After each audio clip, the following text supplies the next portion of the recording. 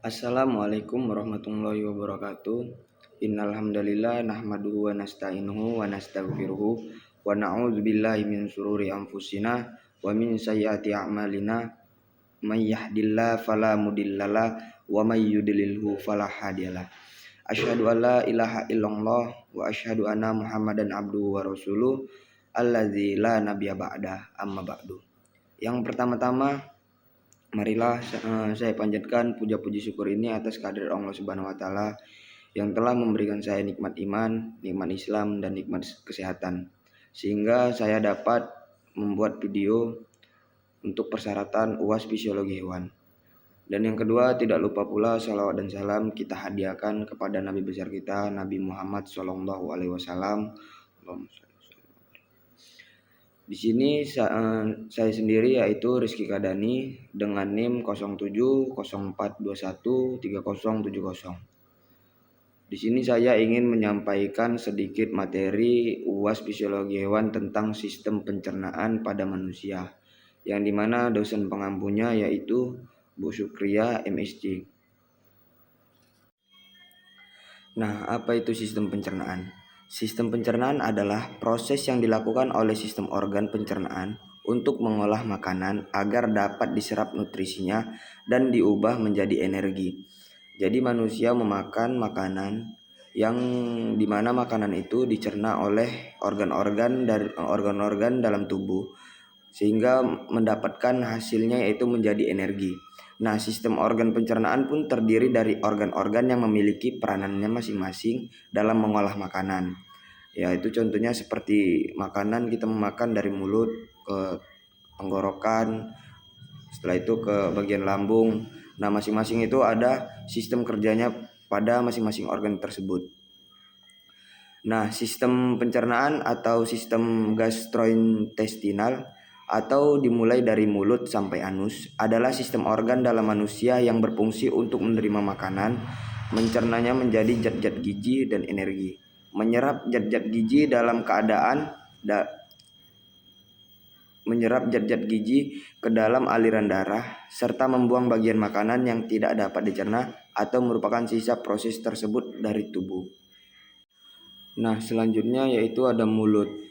Dari sistem pencernaan yang dilalui oleh manusia, pertama yaitu melalui dari mulut. Nah, mulut, makanan pertama kali masuk melalui mulut. Di dalamnya terjadi proses pencernaan secara mekanik dan kimiawi. Untuk proses pencernaan mekanik dilakukan oleh gigi, sedangkan proses pencernaan kimiawi dibantu oleh beberapa enzim seperti amilase, pitialin, dan zat enzim maltase. Nah, di dalam mulut itu terdapat di bagian mulut itu terdapat yang pertama ada bibir, yang terbagi menjadi bibir atas dan bawah. Keduanya saling bergerak dan menjadi pintu awal rongga mulut. Umumnya bibir bagian atas cenderung lebih panjang daripada sisi bawahnya. Nah, bibir sendiri menjadi transisi antara kulit bagian luar yang warnanya merah dan agak kering dengan selaput lendir yang lembab dan memiliki warna merah lebih pucat. Nah, setelah bibir yaitu ada bagian gigi, di mana bagian gigi area keras yang memiliki fungsi utama untuk membantu melumatkan atau melunakkan dan mencerna makanan yang masuk ke tubuh. Menariknya, dari struktur bagian rongga mulut ini akan terus mengalami perkembangan selama fase hidup manusia. Umumnya anak telah memiliki 20 gigi susu ketika usianya 3 tahun. Gigi awal ini akan mulai lepas atau tanggal secara bertahap saat anak berusia 6 atau 7 tahun. Sebagai gantinya akan muncul gigi permanen. Nah, sementara itu orang dewasa akan mempunyai gigi permanen sebanyak 32 buah. Jumlah ini terdiri dari 16 gigi masing-masing pada rahang sisi atas dan bawah. Nah, selanjutnya yaitu di bagian mulut terdapat lidah juga. Sebagian besar organ lidah manusia terbentuk dari otot yang melakukan gerakan. Nah, teksturnya itu pada bagian permukaan lidah terlihat kasar karena adanya kuncup pengecap atau sebutannya adalah papila, yaitu perasa. Nah, umumnya lidah memiliki fungsi utama membantu untuk mengecap rasa. Meskipun hal paling penting dari lidah adalah membantu dan bisa juga berbicara mencerna makanan. Nah, selanjutnya yaitu terdapat anak lidah. Ada anak lidah, langit-langit atas. Tadi gigi terbagi ada banyak ya. Yang pertama gigi geraham, yaitu gigi besar, gigi bagian belakang. Ada gigi taring dekat bagian depan, atas pun ada juga. Ada gigi seri. Nah, selanjutnya yaitu ada bagian kerongkong setelah dari mulut, yaitu bagian ke kerongkongan. Setelah diproses melalui mulut, selanjutnya makanan menuju ke kerongkongan terlebih dahulu sebelum mencapai lambung. Di kerongkongan terdapat gerakan peristaltik atau seperti meremas-remas guna mendorong makanan menuju lambung. Nah, di bagian kerongkong itu terdapat epiglotis dan glotis atau disebut anak tekak. Nah, epiglotis sendiri ini yaitu berfungsi merupakan katup yang untuk mencegah makanan dan minuman masuk ke saluran udara pada tenggorokan.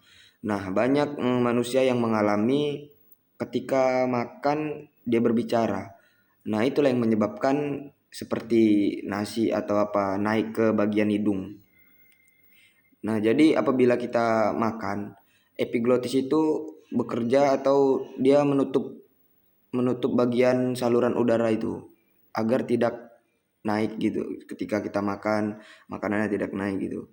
Nah, selanjutnya yaitu terdapat glotis atau anak tekak. Anak tekak ini merupakan persimpangan antara kerongkongan dan tenggorokan. Terdapat katup yang disebut epiglotis atau anak tekak, berfungsi pengatur jalan masuk ke kerongkongan dan tenggorokan.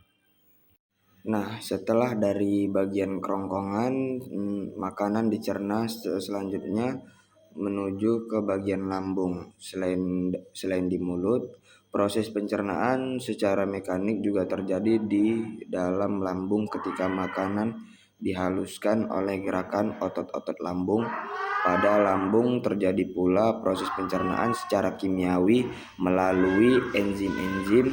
Ada enzim pepsin yang berfungsi mengubah protein menjadi asam amino, enzim renin yang berfungsi mengubah protein menjadi kasein, dan juga HCl atau disebut dengan asam klorida yang berfungsi memecahkan protein serta melawan virus dan bakteri yang masuk melalui sistem pencernaan. Nah, di bagian lambung itu terdapat esofagus. Esofagus menghubungkan mulut dan lambung di dalam leher.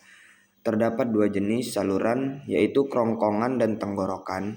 Nah, jadi itu esofagus yaitu bagian sistem pencernaan yang bagian makanannya itu yang pertama melewati tenggorokan, kerongkongan, dan menuju ke bagian lambung.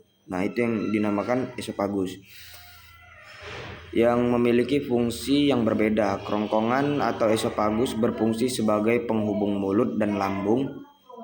Yang selanjutnya di bagian lambung terdapat bagian dinding lambung, di mana dinding lambung itu disebut dengan korpus atau badan lambung, memiliki dinding yang berotot dan mempunyai banyak kelenjar. Fungsinya adalah menyimpan dan mencampur makanan. Nah, selanjutnya yaitu ada pilorus, yaitu bagian akhir lambung yang terhubung dengan usus halus. Bagian lambung ini memiliki katup yang berfungsi mencegah makanan dalam usus 12 jari masuk kembali ke lambung. Nah, selanjutnya yaitu terdapat 3 lapisan otot polos, yang dimana pertama yaitu dinamakan dengan submukosa, yaitu lapisan lambung di atas mukosa yang memiliki banyak pembuluh darah, kelenjar, dan getah bening dan saraf. Nah, yang kedua yaitu ada proparia proparia muscularis, yaitu lapisan ketiga lambung yang terdiri dari jaringan otot untuk membantu proses pencernaan makanan dalam lambung. Nah, yang terakhir yaitu ada lapisan serosa, yaitu membran berserat yang menutupi bagian luar dari bagian lambung. Nah, selanjutnya yaitu ada struktur lambung. Di mana struktur lambung ini pertama terdapat lapisan peritoneal yang merupakan lapisan serosa, yang dimana lapisan serosa yaitu membran berserat yang menutupi bagian luar pada bagian lambung. Nah, yang kedua terdapat lapisan otot, yang dimana lapisan otot itu terbagi menjadi 3. Yang pertama ada lapisan longitudinal yang bersambung dengan esofagus. Nah, jadi longitudinal itu yang menghubungkan dari bagian tenggorokan, kerongkongan, dan esofagus menuju lambung.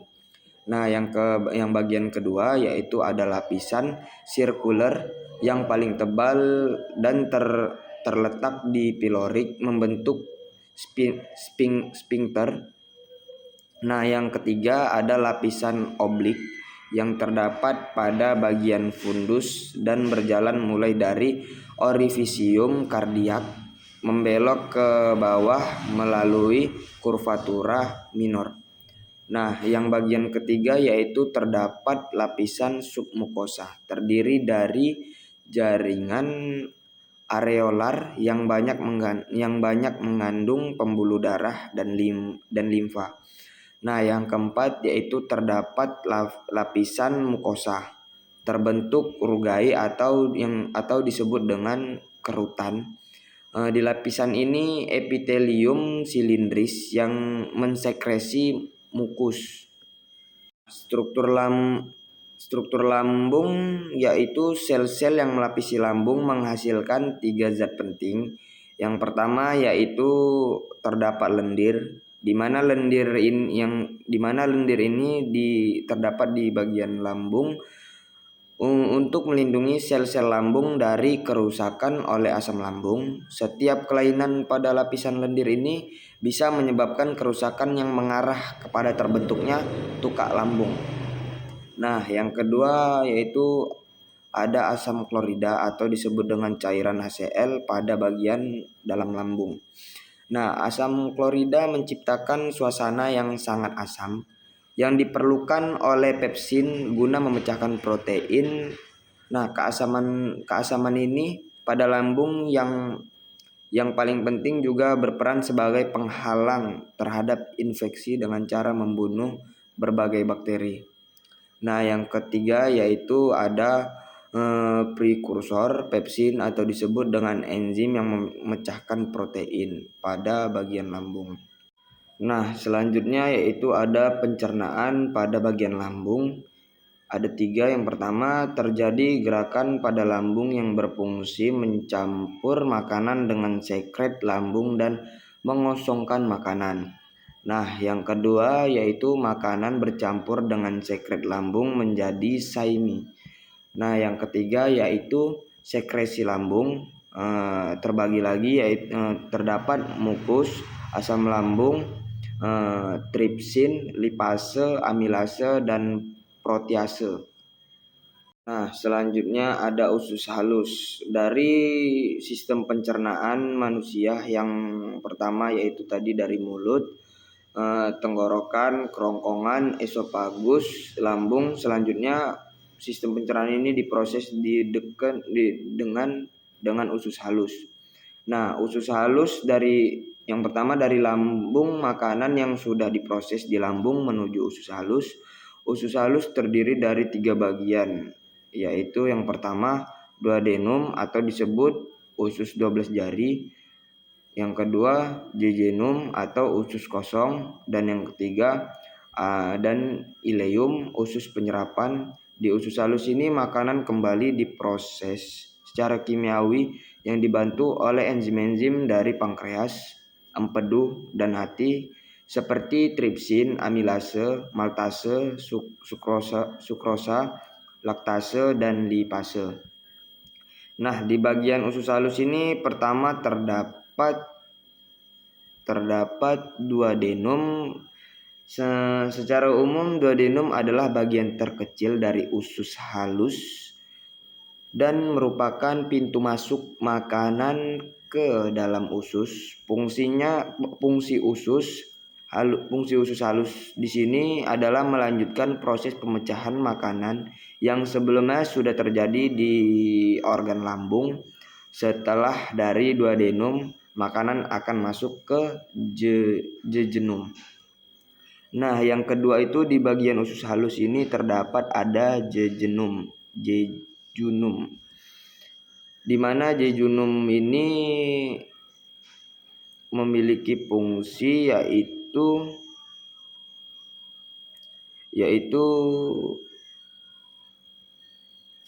menyelesaikan pekerjaan untuk memecahkan makanan, lalu makanan tersebut akan berjalan menuju jejunum. Kemudian dinding pada bagian jejunum yang di dalam akan bekerja membantu menyerap nutrisi dari makanan tersebut. Nah, yang ketiga itu ada ileum. Ileum berfungsi tidak berbeda jauh dengan jejunum yang melanjutkan proses penyerapan nutrisi ke dalam aliran darah.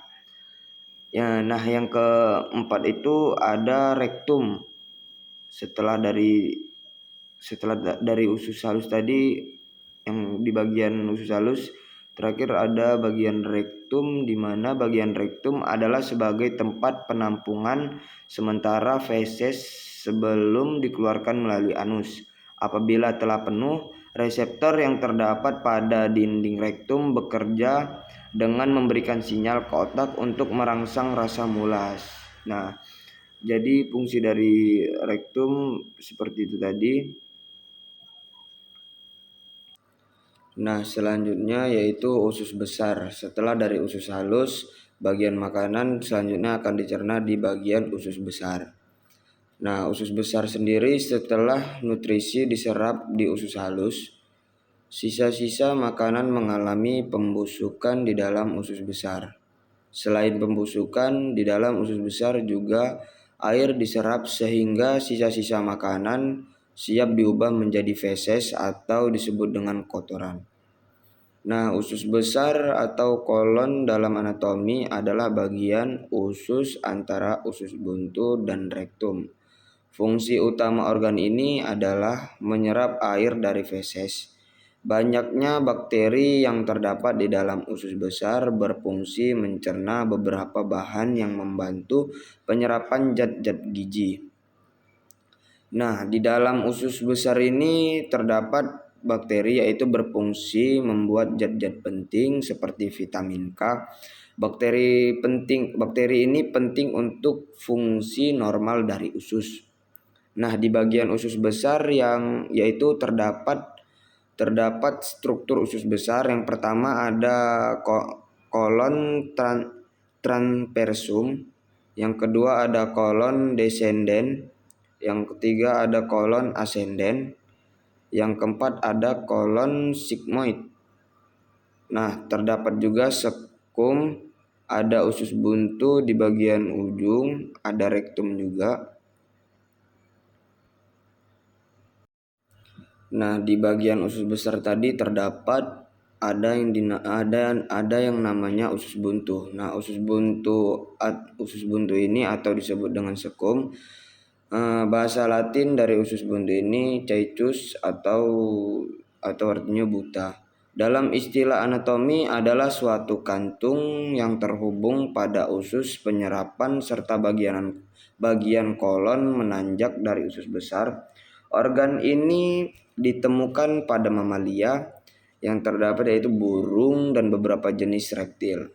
Sebagian besar herbivora memiliki sekum yang besar, sedangkan karnivora eksklusif yang memiliki sekum yang kecil, yang sebagian atau seluruhnya diganti oleh umbai cacing. Nah, umbai cacing ini atau disebut dengan appendix adalah organ tambahan pada usus buntu. Infeksi pada organ ini disebut appendicitis atau radang umbai cacing. Appendicitis Yang parah dapat menyebabkan appendix pecah dan membentuk nanah di dalam rongga abdomen atau peritonitis atau yang disebut dengan infeksi rongga abdomen. Nah, setelah dari beberapa tadi penjelasan dari sebelumnya, yaitu sistem pencernaan yang melalui dari dari mulut, tenggorokan, kerongkongan, esofagus, lambung, usus halus, usus besar, dan yang terakhir yaitu terdapat rektum dan anus, di mana feses akan disimpan di dalam rektum sebelum dikeluarkan lewat anus. Di rektum, sensor di sana akan mengirimkan sinyal ke otak untuk memutuskan apakah feses perlu dikeluarkan atau tidak. Setelah itu, feses yang siap dibuang akan dikeluarkan melalui anus. Otot anus berfungsi untuk menahan dan menjaga feses agar tidak keluar dari rektum sebelum saatnya. Nah, rektum adalah sebuah ruangan yang berawal dari ujung usus besar atau disebut dengan setelah kolon sigmoid, terdapat pada bagian bawah usus besar itu biasanya, dan berakhir di anus. Organ ini berfungsi sebagai tempat penyimpanan sementara feses. Biasanya rektum ini kosong karena tinja disimpan di tempat yang lebih tinggi, yaitu pada kolon descendens. Nah, jika kolon descendens penuh dan tinja masuk ke dalam rektum, maka timbul keinginan untuk buang air besar atau yang disebut dengan BAB. Mengembangkan dinding rektum, karena penumpukan material di dalam rektum akan memicu sistem saraf yang menimbulkan keinginan untuk melakukan defekasi. Nah, jika defekasi tidak terjadi, seringkali material yang akan dikembalikan ke usus besar, di mana penyerapan air akan kembali dilakukan. Jika defekasi tidak terjadi untuk periode yang lama, konstipasi dan pengerasan feses akan terjadi pada bagian rektum tersebut. Nah, selanjutnya yaitu ada anus. Anus merupakan lubang di ujung saluran pencernaan di mana bahan limbah keluar dari tubuh. Sebagian anus terbentuk dari permukaan tubuh atau kulit, dan sebagian lainnya dari usus. Pembentukan dan penutupan anus diatur oleh otot sphincter. Feses dibuang dari tubuh melalui defekasi atau buang air besar, yang merupakan fungsi utama anus. Mungkin cukup sekian penjelasan presentasi dari saya tentang materi sistem pencernaan pada manusia. Lebih kurangnya saya mohon maaf kepada teman-teman sekalian yang sudah menonton video saya. Iza tamru zuharatun nukson atimasa yakum ilal iqom assalama insyaallah. Akhirul kalam wabillahi taufiq wal hidayah. Assalamualaikum warahmatullahi wabarakatuh.